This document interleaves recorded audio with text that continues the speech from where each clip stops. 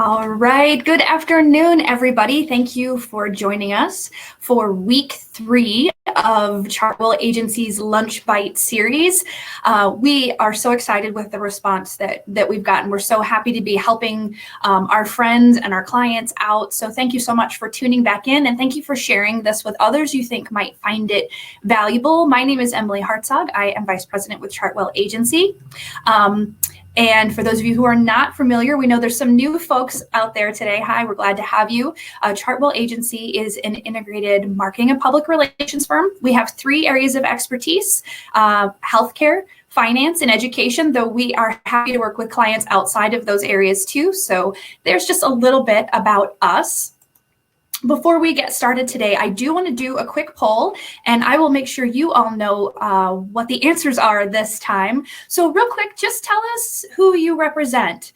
Are you with healthcare, financial, education? We know we have some nonprofit listeners, or is other? And just kind of don't fall into one of those categories very neatly. Take a quick moment, just register that poll. I'll make sure you all know who's listening too. It helps us make sure we're giving you examples that make sense for you. So I'm going to give it just a couple more seconds. I see those results coming in. Still some coming in. Last bit, going once, going twice. Okay, I'm going to end the poll, and you should be able to see those results too. So it looks like we have some healthcare listeners, a lot of nonprofit, some of you in the other category, some financial too. So welcome to all of you. Thank you for letting us know the types of organizations you represent. A few housekeeping notes. If you haven't listened to our webinars yet, the one I want to draw your attention to is use that chat feature. If you have questions, let us know. If you want to say hi and where you're from so that other listeners know that you're on the line, feel free to do that too. But the chat is really a way for us to keep the communication going. So there's some housekeeping notes to remember. So today's topic, I'm sure something very much on everyone's mind, is how do we do more with less? And so we're going to talk a little bit about prioritization and managing resources and all of that. To give us kind of another poll, what we would love to do is know a little bit about what you're dealing with now. So our next poll is kind of what represents where you are right now. What are some of the challenges that you have? Are you working with a smaller team? Are you just managing a reduced budget? Are you dealing with maybe having to limit some of your vendor or partner support that you traditionally rely on? Are you just doing more, but you haven't been given additional resources? Or do you feel like, it's kind of all of those things? So let me know kind of where you're at, and we'll hopefully tailor some of our suggestions for you through this presentation. I see some of you answering here. Lots of reduced budgets, no surprise there. Some all of the above, I'm so sorry. And for the other, if you feel like there's something that you're dealing with that's not here, let us know in the chat. And one of my colleagues is monitoring the chat. She's letting me know as questions come in. But again, this just helps us make sure that the information we're providing is relevant to you. So I'm going to give this just one more second, and then we're going to end the poll, and you'll see the results too. So you can kind of get a sense of where some of your colleagues might be, some of the challenges they're dealing with. All right, so what we're going to cover today is we're going to lean into how you can use data to make better decisions. I know they always say marketing people are not numbers people, but there's a lot of data that can tell us really important information. And I think that marketing people are very much into showing results. We're going to talk through leveraging your team to their fullest and leveraging your partners, maybe some partners you wouldn't traditionally lean on for support. We're going to talk about near-term goals and long-term goals and why it's really important to balance both. And then we're going to give you some pro tips, just some things to help you get started, help you think about where's a good place to dig in. So the first topic we're going to tackle is letting data be your guide. Now, for those of you unfamiliar with some data analytics that you use in marketing, customer acquisition cost is a really basic kind of foundational data that can be valuable and illuminating. So customer acquisition cost is pretty simple. You take how much money you're investing in getting customers, and you divide that by the number of customers that you've actually acquired. So customer acquisition cost. Now, when you do the customer acquisition cost, it is important that you think of all of the costs in your efforts. So you can include things like your sunk costs, like the staff time you dedicate to an initiative, vendor support, the ad buy itself. So research you did, some of the sunk costs to manage that. Oh, it says that I am frozen. Have we caught up yet? So I'm just going to keep talking. My colleague's letting me know that maybe we have some data issues. So if nothing else, there will be a recording of this webinar. You can come back. Hopefully I'm not frozen for all of you. So if we look at these 3 ads and we look at the cost for the 3 ads, the cost is different. And yet we still have the same number of customers. I think we're caught up now. Hi, everybody, for those of you who we froze out. Again, looking at these 3 ads, they each got 10 customers. The cost was different though, so the customer acquisition cost for each varied. So if we look at this metric by this particular measurement, we would say, hey, ad 1 is where we really need to be spending our money. We're getting 10 customers, but we're paying the lowest cost to acquire those customers. So that's like basic customer acquisition cost that you might be considering. Now, we're going to add a layer on top of that because that's a pretty simplistic way to evaluate. And when you're dealing with reduced resources, you need to really put your money where it has the most bang for the buck. So we're going to add a layer on top of that to provide a little bit more context to this. And we're going to talk about the lifetime value. The lifetime value of a customer is how much that customer will provide your organization over their lifetime. And when we say lifetime, we don't really mean lifetime. Generally, we're talking about 1 year, 3 year, 5 years. So we kind of consider the lifespan of a customer not a true lifetime, but kind of the lifespan of a customer. So depending on your organization, if you're healthcare, maybe you're looking at 5 years or even 10 years. If you're a financial institution, it might be a little different. If you're education, you might be looking 3 to 5 years. So again, lifetime value of the customer, and we divide that by the customer acquisition cost. And that tells us the lifetime value, or the more important calculation. So because not all customers are created equally, when we look at the value of the customer, we look at their lifetime value divided by the cost to acquire them. We're looking for a really high figure here because that means that we are getting a lot of value from our initial investment. We want that initial investment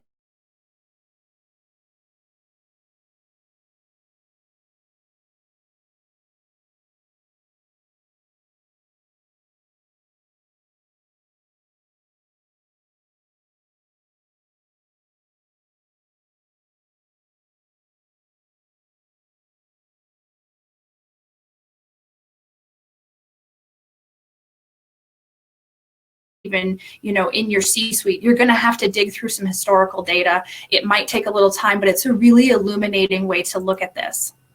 So now, if we look at these 3 ads in comparison, if we did our lifetime value calculation, we see ad number higher ROI because that multiplier is 7 versus 2.5 for ad 1 and just 1.75 for ad 3.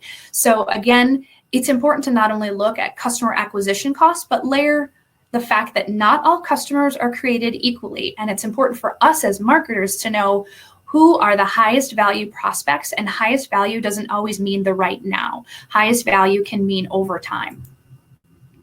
So why is it important to use this data, to be able to share this data with your leadership team? Because it forces us, if we're going to share the data, we have to collect the data. So, it forces us to ask the right questions to get the data that we need to determine who are the customers I should be focusing my attentions and my energies on right now. This sort of thought process and calculation also prevents the short-term bias. So we may be looking at the ad number 1 and saying, this is where we need to be, but we're forgetting to look long-term, that over the lifespan of that customer, ad 2 is really making more sense. It's also a way for us to have conversations with the leadership team about how much do we want to be spending for each type of customer. So it gives you some guardrails within which to work, because it can be very frustrating if for different initiatives initiatives, you might be investing your marketing time, energy, and resources differently because you're understanding that the measurement is happening over a larger time frame, but you need to align the expectations of others to that same, because if we're going to compare the ROI on a long-term customer to the immediate right now on that same timeline, it's an unfair comparison. You can't compare within 1 month the value over 5 years. Hopefully that makes sense. And it also makes sure that we are giving strategies enough time to work. Very often we may have leadership team that says, what are the results from this campaign? And you just rolled it out. And it's this huge campaign and it's really intended to have a 12 or an 18-month time frame. And you're looking at a 24 to 36-month ROI, and they're asking you for measurements in month 3 or 6. We see this a lot with our digital ads, that they take time, they take a little bit for us to be able to really say what's working and what's not. So that's why these sorts of calculations are so important. So what are your to-dos? 1, start digging up that data. Find the data that values your customers over 1, 3, and 5 years. So you probably have customer types. You probably have services or products that you track, and you're able to determine the customers that come in for those services or those products tend to have this sort of value over a period of time. You're going to want to understand how your marketing costs break down. You probably do that already. You've probably taken a really close look at your budgets if you've had to cut some resources. So really break down those marketing costs to determine your customer acquisition costs, and start to have conversations with your leadership team now about how they see your goals being impacted going forward. We're going to talk a little bit about near-term and long-term goals, but start initiating those conversations now and reminding them that these are not always things that happen right away. So now let's talk about leveraging your partners and how that works. The first thing I want to point out is there's some really excellent resources out there that are available to you for free right now, which is really great. So a couple of examples here. Dynata is one that I've spent a little bit of time on. They have a very good section dedicated to COVID that's all about general consumer insights. Now, some of these may not apply to you. They may feel more retail focused for my healthcare or my finance, but these general consumer insights help us get into the psyche of our customers. And if you go back to webinar number 2 and understanding your customers, this can really help frame. So you would marry this kind of global consumer insight with what you know about your local audiences, and it can really help you better prioritize and decide where you should be focusing your efforts. Kantar Insights has a really great health section. So for all of my healthcare providers, they have really great COVID content, but they have other content too. Things like if you have a subspecialty practice, what sorts of social media works really well for you. So figuring out patient behaviors too around telehealth and others. So Kantar Insights is a good one. IAB has a knowledge center that they're making free. Again, these are global research institutions and clearinghouses of information that instead of you paying and going out and trying to do your own market research, you can leverage this and maybe take on a smaller scale research, or just marry that with what you know about your community or your customers to give you a good baseline from which to work. I think I mentioned a little bit, but there's also a lot of great information that's very marketing specific. So what I mentioned before was general consumer perceptions and where they are in their various stages of belief with when COVID is going to end, how it's going to impact them, how optimistic or pessimistic they may feel. The marketing insights kind of take on more of the brand perspective. So you can learn more about what other brands, what other organizations are thinking, how they're adjusting their ad strategies, which can be really helpful as well. So a couple I have here. Adweek has a whole host of webinars. They're really interesting. Hopefully they can add to your arsenal. And then again, that IAB Knowledge Center is a good resource as well. Moving on to using your team. So I know that some of you may be working with smaller teams, but the team members that you do have, make sure that you are using them to the absolute fullest. I know many of you are working in ways that you have not traditionally worked. So maybe the remote learning or remote learning. Yeah, I'm working with my kids on remote learning, but maybe the distance collaboration is a new challenge for you, or you're not used to kind of some of these tools. Hopefully you're getting there, but your team members are sunk costs. So we can't necessarily quickly adjust adjust that, or would we want to lose team members? So have them tackle things that maybe you wouldn't normally have them tackle. So they could be doing customer surveys. They could be taking on more regular communications. You could task them with certain strategy development. You could have them serve as your eyes and ears, send them out to some of these resources I've listed, have them watch the webinars, distill them back for your team. So the more people you have out there collecting the data, synthesizing the data and presenting it back, the more effective your picture can be painted, more effectively your picture can be painted. So use them. Also, you might want to think beyond your traditional marketing team. You can engage others outside your team. I always love the examples of the Cowboy Museum that's using their security guard to do social media. They had to think outside their team, somebody who could be in the museum all the time. So they solved the problem by using the security guard, and it's a huge hit. If you haven't seen that, check out the Cowboy Museum and Tim and the way he's learning social media on the go. It's really clever. One of the really important things your team can be doing is helping tell your stories through earned media. Earned media is a huge opportunity right now. It's highly cost effective. One, because if you use your team, those are expenses you're going to incur anyway, but it's free in that you're not buying the coverage, and it's a way to tell your story.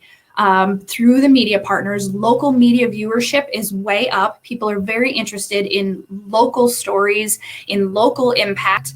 So you can paint a picture of how your organization is handling COVID or something else right now, and pitch it to your media partners. So use your team to come up with the story ideas, to pitch the stories. Here are just a few examples of local organizations pitching ideas to the media and getting really important brand messaging out through earned media. So earned media is a wonderfully cost-effective opportunity you can be exploring right now.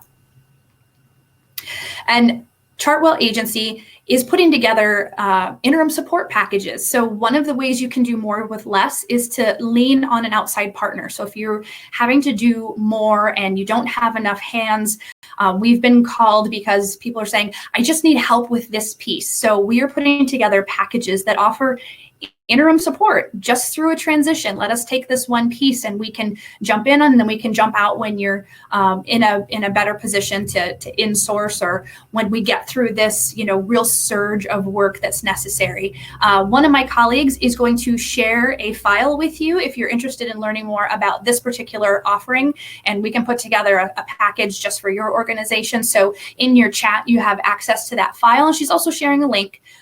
So if you want to read more about it on our website, you certainly can. But working with vendors like Chartwell Agency for some transition support is a good way to increase your capacity for a period of time. Others who can help. I'm sure that you are thinking of some of these and you have leaned on some of these resources before, but just in case, we want to remind you that you probably have industry associations, many of which are doing some industry research. They are polling their membership. They are pulling together resources. They are really working to add value to their members right now.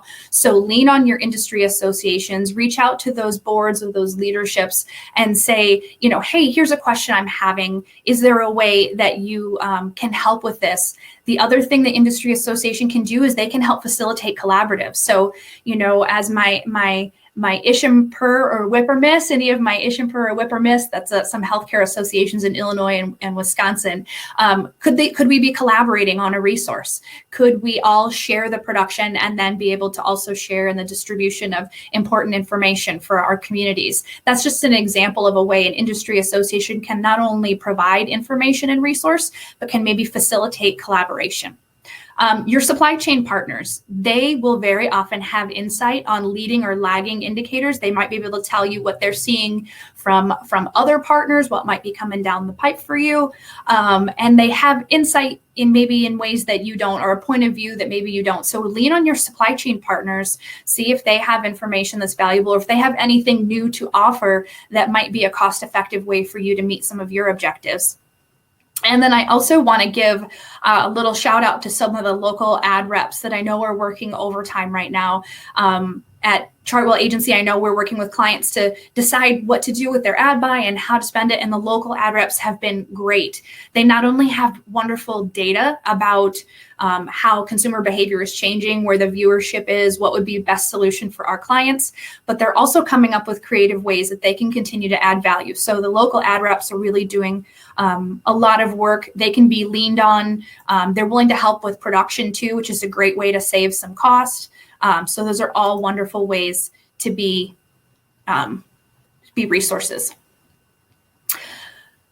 So your to-dos after that. We want to make sure that you take advantage of research being shared. We want you to use your team to their fullest, create fluid strategies, have them out in the world gathering information from you. For you. We want you to reach out to others for support and insight. So whether you're working with somebody like Chartwell Agency, or you're working with your local ad rep to adjust an ad buy strategy or to reproduce a radio spot, really leaning on others for support and insight. And then remember to pitch your stories to the media. We're all looking for ways to show our communities what we're doing and what's important, and to show support, and just to be present and active for them. So pitch stories for earned media. Don't forget about that really important angle. So now let's talk about near and long-term goals. The main theme that we've been talking about in all of our webinars is really that we're adapting our strategies, not abandoning our strategies. And that's because we know that at some point this is going to end. So that's an important thing to keep in mind, that if we make all of our decisions to impact the next 3 months, we may be sacrificing our success in the long run. So this is about adapting. We're going to take a scalpel to our strategies, not a hatchet.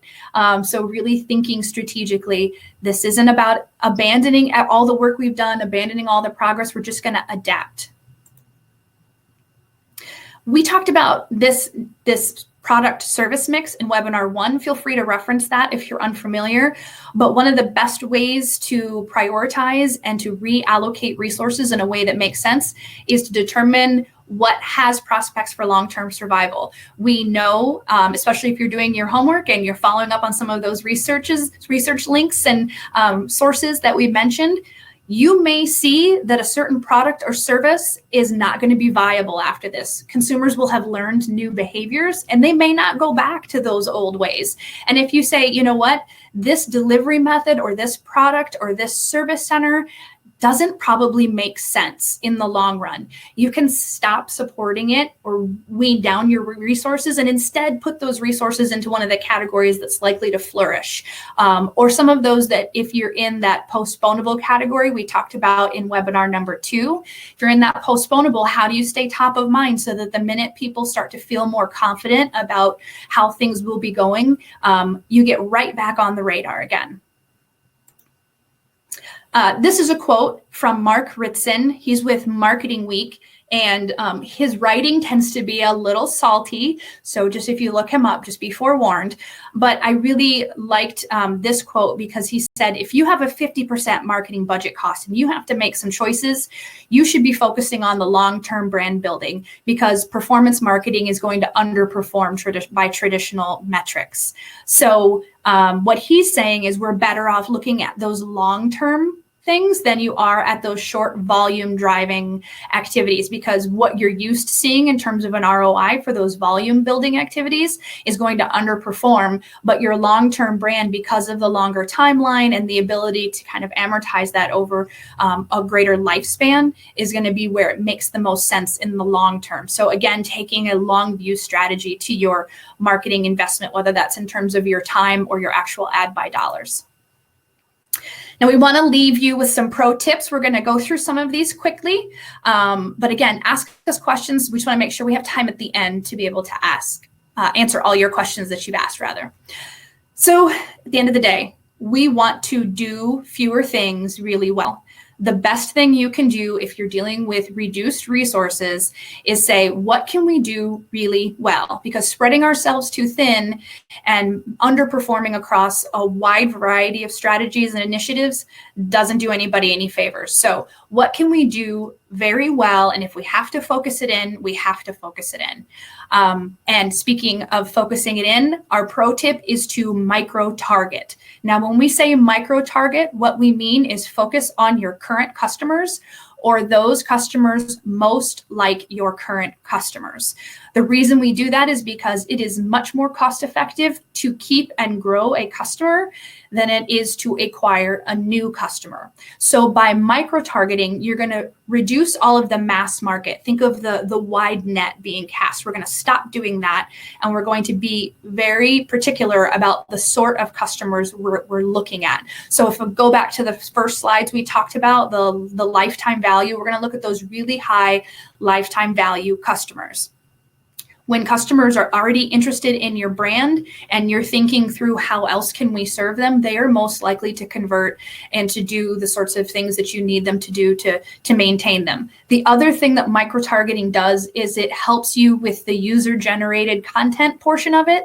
Your current customers with whom you are deepening relationships are more likely to become ambassadors, advocates. They're more likely to engage with you. They're more likely to generate that user-generated content that we really love for them to do. So they may give you a shout out on social media and say, I love what they're doing here, or, can't thank this helps us enough for all that they've offered.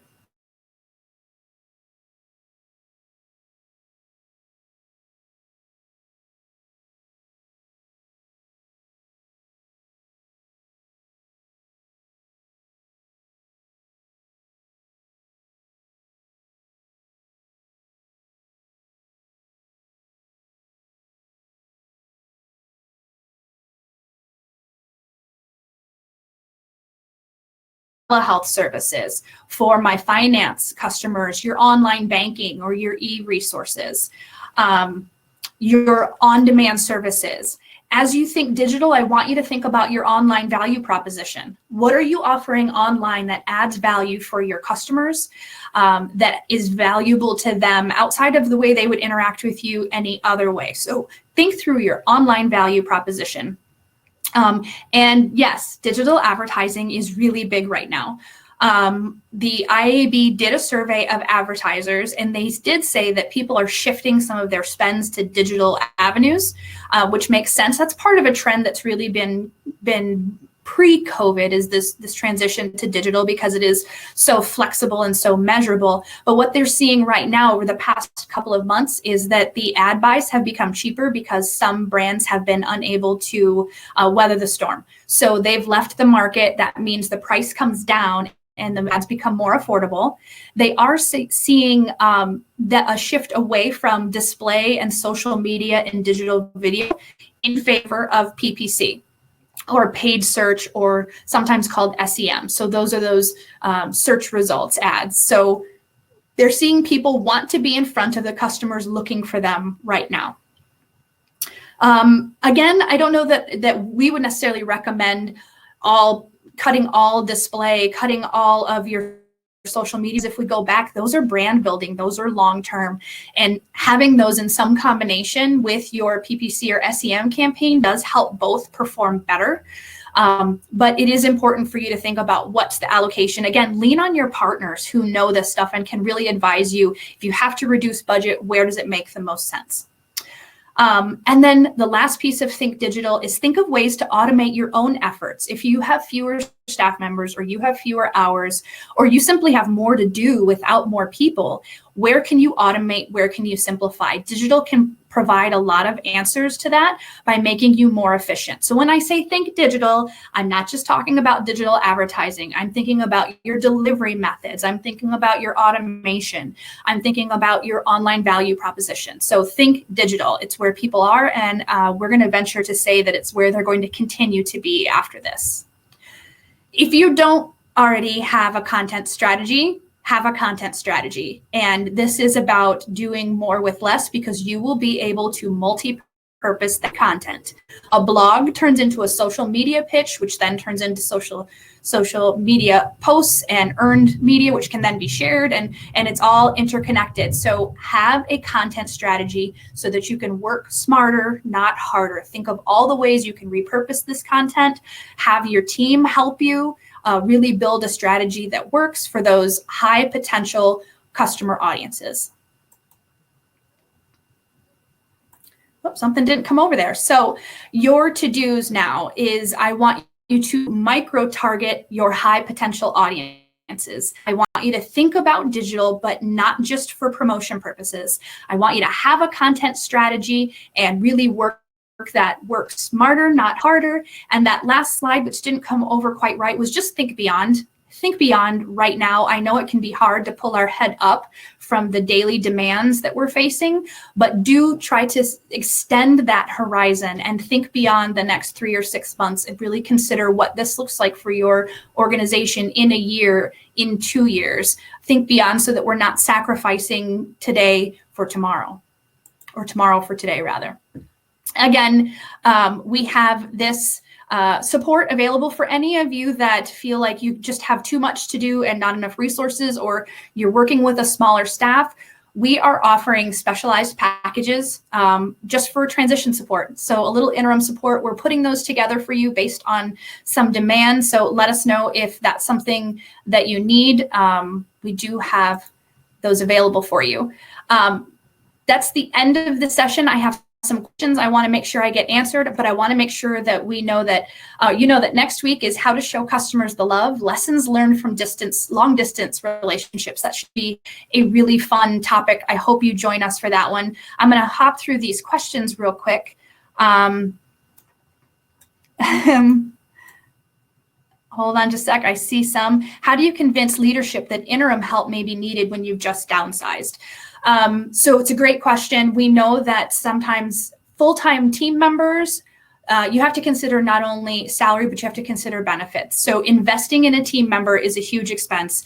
And there's also an expense to any onboarding or ramping up or training and education. There's often kind of a lag period of time where that person can't be valuable. If you have just let go of people, you're not only losing salary, you're cutting benefits, you're cutting some of the other expenses. Interim support is a way to say, I'm just paying for the work.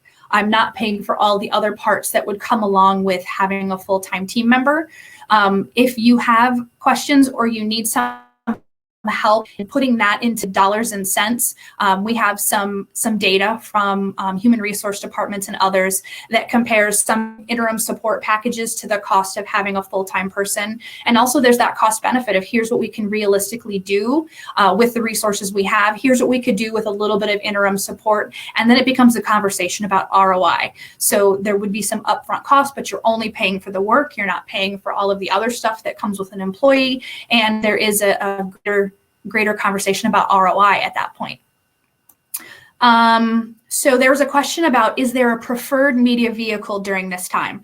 So here's what I can tell you. This is going to vary depending on your community, depending on your industry, and depending on the strength of your brand, where you need to continue to develop, and what's happening in your competitive landscape. So I hate to say blanket statement. We do know that digital is huge right now. People are spending more time online than they ever have. Streaming is huge, so any sort of on-demand is really important. That's a great vehicle. And we also know that local television is really big. Local news in general is really big. So television and radios, because people are hearing the national news, but then they want that translated. And it's really important for them to understand what's going on in their community. So we're seeing local news viewership and listenership higher than ever before. So you could also make a case for that. Now, we have to balance that with what you know about your consumers and how they need their information, as well as how strong your brand is in general, because certain platforms may be really great for driving volume or driving specific action, and others may be better for long-term brand building. But I hope that provides a little bit of insight. So another question that came in, should we be selling our services or products this time? So I will ask you all to go back and watch a snippet of our number 2, which was understanding your customers. And marketing isn't just selling to sell. Marketing is about meeting a need. So if you can ask yourself, what are my customers feeling? What are they thinking? What do they need right now? And how can I provide it? If you are meeting a need, it is absolutely appropriate for you to continue to be there for your customers who know you, who trust you, who need you. Now, especially for my healthcare providers, you're in a different position.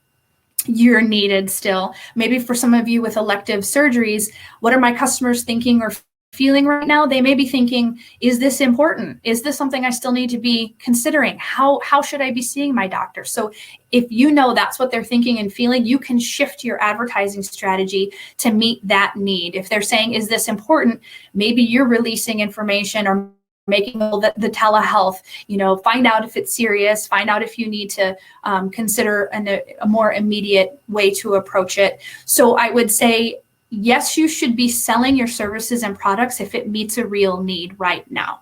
So if you want more insight on that, go back to webinar number 2. Hopefully that will provide a little insight for you. Any other questions? I think I captured them all. Okay, well, with that, I will say thank you to all of you for joining us. Sorry about the technical glitch in the very beginning. I heard from some of you that it had frozen up, so I apologize, but there is going to be a recording available. You can always download that and make sure that you get the full content. See us next week for lessons learned from long-distance relationships. In the meantime, keep doing all the great work and stay well. Thanks much.